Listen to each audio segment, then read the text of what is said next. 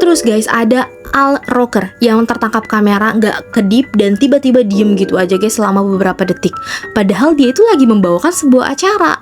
Dan saat dia udah sadar ya, ditanya dong nih sama temennya nih, katanya kayak, "Lu kenapa gitu? Kenapa tiba-tiba bengong?" Dan tapi dia jawab dia nggak tahu kenapa penyebab dia bengong-bengong gitu guys.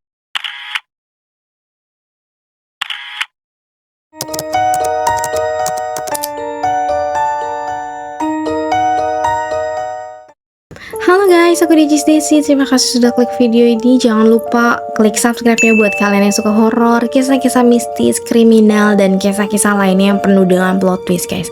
Guys, kadang nih ya, banyak hal yang gak masuk akal dan gak masuk logika yang ada di dunia ya guys ya, tapi benar-benar terjadi. Coba deh guys, kalian bayangin ya, kalau kalian tuh cuma mau ke rumah sakit dan kayak cuma buat check up atau apalah gitu, tes kesehatan, tapi kalian tiba-tiba tuh dibius, dan pas kalian bangun kalian dalam keadaan diikat guys, disetrum, terus disuntikan obat yang gak tahu itu apaan, dan tiba-tiba pikiran kalian penuh dengan halusinasi. Dan yang lebih gilanya lagi guys, kalian lihat yang ngelakuin itu semua adalah CIA. Yes guys, CIA, Badan Intelijennya Amerika Serikat. Aku ngomong ini tuh bukan cuma omongan belaka ya guys, tapi kisah ini tuh beneran nyata, bahkan lebih serem lagi. Bukan serem karena adanya makhluk halus ya guys ya, tapi ini tuh serem akibat karena perbuatan dari kegilaan yang dilakukan sama manusia guys. Kali ini aku mau cerita soal salah satu proyek paling gelap yang pernah dibuat oleh pemerintah Amerika Serikat. Namanya itu MK Ultra atau singkatan dari Mind Control Ultra. Dan jujur ya guys ya, ngulik cerita ini tuh kayak nonton film trailer, tahu nggak? Tapi beneran kejadian gitu guys. Dan yang parahnya nih ya, korban-korbannya ini tuh banyak yang nggak pernah tahu kalau mereka ini tuh jadi kelinci percobaan, alias mereka tuh dijebak, bahkan ada yang sengaja diculik guys. Program ini tuh program ilegal ya, yang sengaja memang dibuat oleh CIA pada tahun 1953 guys, dengan tujuan tuh memanipulasi pengendalian otak dan pikiran dari semua manusia guys. Caranya itu nih ya, dengan menggunakan obat halusinasi, penyiksaan mental, bahkan sampai melakukan beberapa eksperimen ilegal guys ke manusia yang masih hidup ya guys ya. CIA ini ya guys bilang kalau katanya ini tuh memang beneran pernah terjadi, tapi CIA juga mengklaim katanya kegiatan ini tuh udah diberhentiin sejak tahun 1970-an. Tapi guys, tahun 1977 ada seorang veteran yang pernah bekerja di CIA ini nih, dia bilang kalau dia tuh udah bekerja selama 14 tahun dan katanya program MK Ultra ini tuh masih berlanjut, dan kemungkinan pun banyak yang percaya kalau program ini tuh masih ada sampai sekarang guys, cuma beda nama aja. Dan program MK Ultra ini tuh masih beroperasi dan masih dipercayai guys, diterapkan ke orang-orang berpengaruh di dunia, bahkan para selebritas-selebritas terkenal di dunia loh guys. Dan kemungkinan ada di para pemain film, model, penyanyi, pokoknya orang-orang yang punya pengaruh besar di dunia ini guys. Tapi pertanyaan besarnya nih ya guys, gimana sih proyek segelap ini tuh bisa ketahuan? Dan kenapa baru muncul ke publik puluhan tahun setelah dimulai guys? Oke guys, sekarang aku mau aja kalian buat masuk ke awal mula terungkapnya proyek ini ya guys ya. Tanpa banyak basa-basi, kita mulai ceritanya, let's go! Jadi guys, kemunculan Mind Control ini tuh mulai dicurigai karena awalnya nih ya, pada tahun 1953 ada seorang ilmuwan yang bekerja di CIA, yaitu Frank Olson. Beliau ini tuh bekerja di bidang senjata biologis ya. Dan suatu hari guys, pada tahun yang sama yaitu 1953, Pak Frank ini tuh ikut meeting yang memang diadakan sama timnya guys. Setelah beliau ini pulang dari meetingnya, Pak Frank ini tuh mulai seperti orang gelisah, paranoid, bahkan dikabarkan sampai sering ngomong-ngomong hal yang aneh, gak jelas gitu loh guys. Dan karena kondisinya ini kayak udah gak masuk akal lah ya guys ya, jadi Pak Frank ini tuh dibawa ke kamar hotelnya yang berada di New York saat itu. Beliau ini dapat kamar di lantai ke-13, tapi tiba-tiba dirinya melompat dari jendela kamar ya guys, which is dari lantai 13 ya, dan otomatis langsung gak selamat guys. Karena kematiannya ini ya, keluarganya ini tuh gak percaya kalau Pak Frank ini memutuskan untuk bunuh diri guys, tapi keluarganya tuh percaya kalau kalau ada hal yang disembunyiin oleh teman-temannya alias para anggota CIA ini guys. Karena guys kecurigaan dari keluarganya inilah diputuskan untuk dilakukan semacam otopsi pemeriksaan terhadap mayatnya ini. Dan setelah laporannya keluar guys, ditemukan bahwa ada kandungan obat semacam narkoba dan yang membuat Pak Frank ini tuh jadi berhalusinasi tinggi. Bahkan guys, ditemukan juga ada tanda luka di kepalanya yang nunjukin kalau kemungkinan dia itu dipukul sampai nggak sadarin diri baru dijatuhkan dari jendela kamarnya guys. Apa nggak serem coba guys? Mulai dari situlah nih ya, pada tahun 1977 ada dokumen rahasia CIA yang secara nggak sengaja ditemukan oleh Church Committee guys, atau suatu komite gereja yang ditemukan di gudang arsip keuangan negara saat itu, yang setelah dicek nih guys berisi detail soal proyek eksperimen pengendalian pikiran yang dinamakan MK Ultra ini. Ada lebih dari 20.000 dokumen yang ditemukan saat itu guys. Isi dokumen ini tuh ngeri-ngeri banget.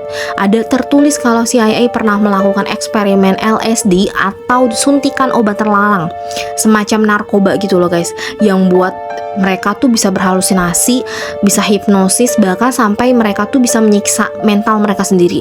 Dan semuanya dilakukan tanpa izin dari para korban ya. Bahkan ada catatan soal ilmuwan Frank Olson yang dijadikan kelinci percobaan, yang tadi di awal aku udah ceritain guys. Jadi emang fix ya kalau dia ini bukan bunuh diri, tapi dia menjadi salah satu korban atas kasus ini guys. Eksperimen ini tuh ya udah dijalanin ke ratusan bahkan ribuan orang guys. Korbannya itu kebanyakan diambil dari pasien rumah sakit jiwa, napi, bahkan warga sipil biasa yang emang sengaja diculik guys. Para korbannya ya banyak yang mengalami stres, gila, bahkan sampai mereka tuh memutuskan untuk bunuh diri guys. Setelah selidik punya selidik nih ya, pada tahun 1973 kepala CIA waktu itu yaitu Bapak Richard Hales mengaku kalau dirinya udah menyuruh karyawannya untuk menghancurkan semua dokumen MK Ultra ini. Tapi dia tuh nggak tahu kalau proyek ini tuh ternyata masih ada dokumen yang tersimpan guys. Nggak semua yang dimusnahkan ternyata guys. Dan karena ada dokumen yang tersimpan inilah guys yang ditemukan oleh komite gereja tadi, semuanya terungkap guys. Gila nggak guys? Seberapa banyak dokumen yang ditemukan aja kan 20.000 dokumen guys sama komite gereja saat itu. Apalagi yang udah dihancurin coba guys. Mind blowing itu nggak sih guys? Apa jangan-jangan nih ya menurut aku ya, dokumen yang udah berhasil dihancurin itu isinya bisa jadi lebih kejam dan gila daripada yang udah ditemuin saat ini yang kita tahu tentang kasus ini guys. Karena kan si kepala pemimpin CIA-nya aja sampai ketakutan kalau ketahuan gitu lah. Jadi awalnya nih ya guys, munculnya ide gila ini dari CIA ini tuh dimunculkan karena waktu itu ada perang dingin antara Amerika Serikat dengan negara Uni Soviet saat itu guys.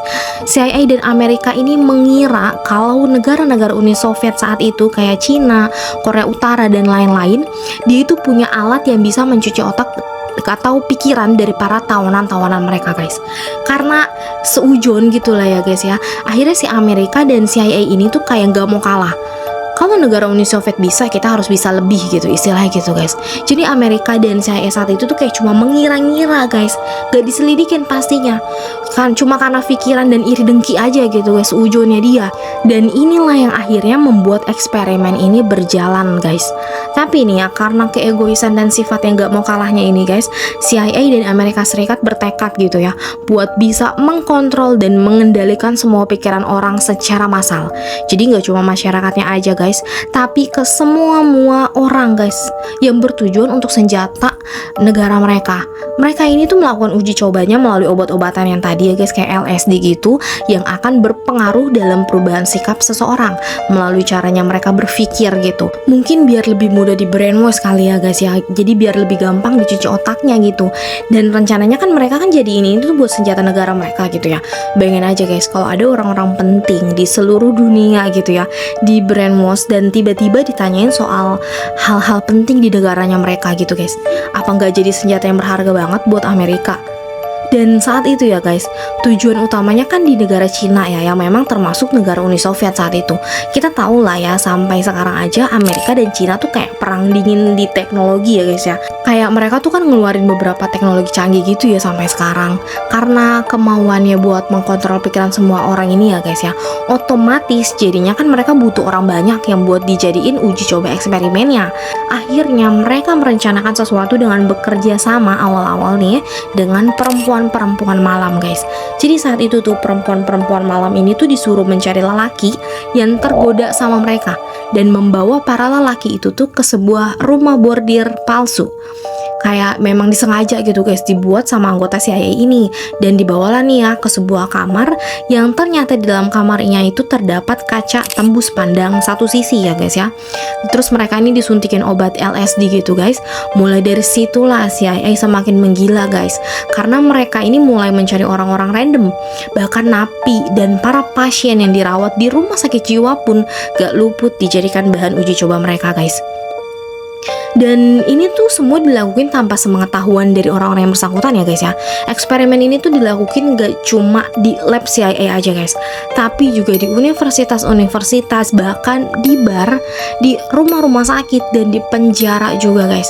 Para napi nih ya yang menjadi korban dari eksperimen MK Ultra ini tuh pernah mengaku kalau mereka itu disiksa guys.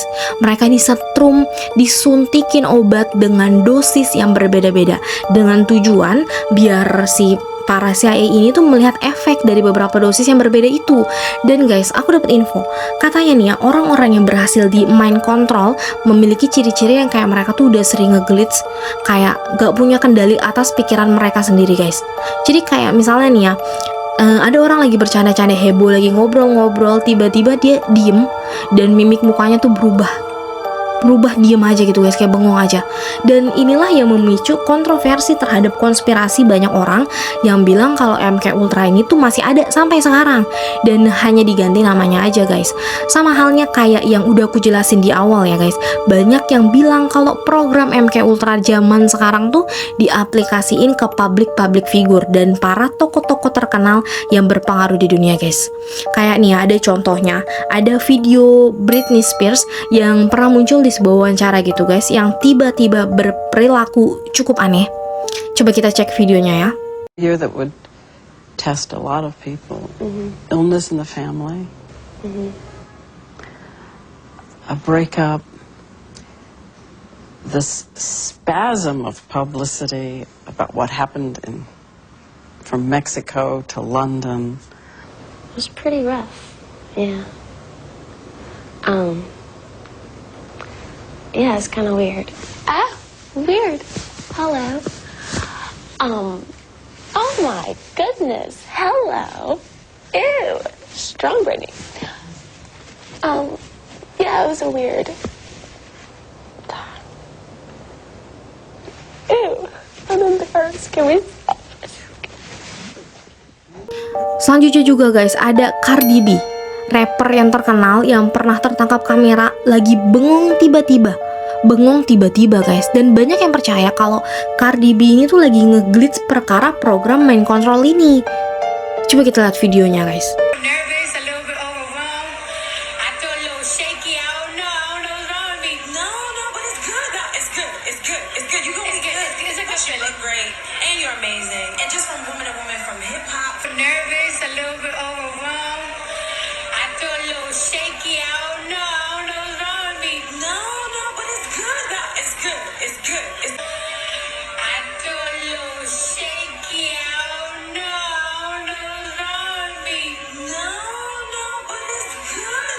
Terus guys, ada Al Roker yang tertangkap kamera nggak kedip dan tiba-tiba diem gitu aja guys selama beberapa detik.